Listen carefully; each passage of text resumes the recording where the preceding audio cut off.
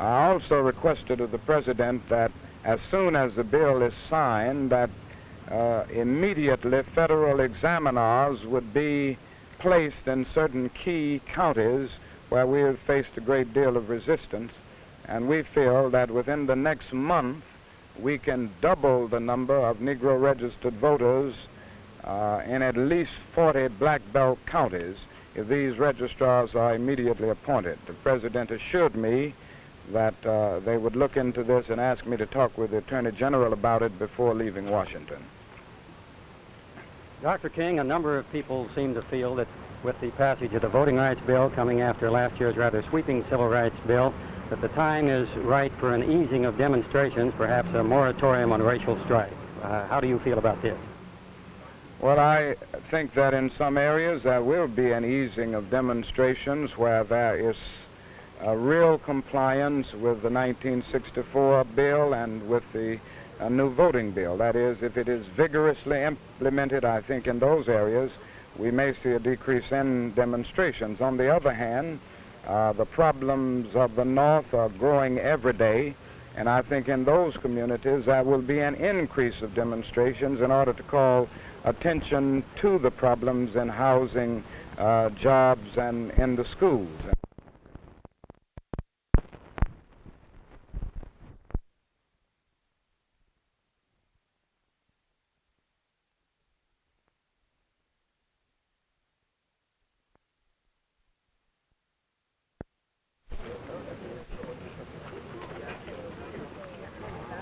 Tell me when you're ready.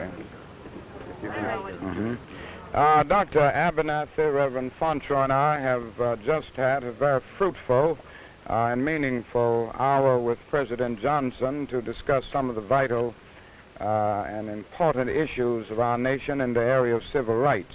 I might say that in the very beginning I congratulated the President for the passage of the new voting bill, knowing that he had worked so passionately and unrelentingly for this bill, and made it very clear to him that this would be a great step forward in removing all of the remaining obstacles to the right to vote. President Johnson asked me to come in mainly to discuss the pending conference that will come up in the fall on the civil rights. He is very concerned about making this an in-depth conference to grapple with the depths and dimensions of the problem of racial injustice in our country, and he wants us to emerge from this conference with concrete, positive recommendations so that in the future we will be able to grapple with this problem in a more profound way. He asked for my suggestions and my recommendations, and I said to him that as soon as possible I would be submitting these recommendations to him in the way that the Negro community and the allies in the white community will be able to bring these issues out in the open so that the communities involved will not be able to ignore the problem. Dr. King, do you anticipate it'll take some urging to get some people to take advantage of the opportunity to register? It will definitely take some urging. Naturally, when you have communities where people have been denied the right to vote for, well, now 80 years, where people have been denied the right even to go up and register because of fear of economic, social, and other reprisals, they have often lost motivation and they have unconsciously become apathetic. And we're going to have to arouse the motivation and certainly lift the Negro from this apathetic slump in many communities, this understandable apathy.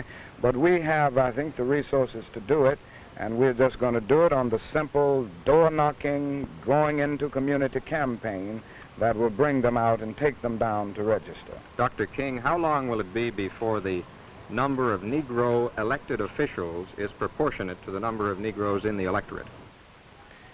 It's difficult to give the number of years. I think with the new voting bill, it will certainly speed up the time, and I think within the next 8 or 10 years we will see new and marvelous developments in this area, and I think we will see a great rise in the percentage of Negroes represented in government, both local and national.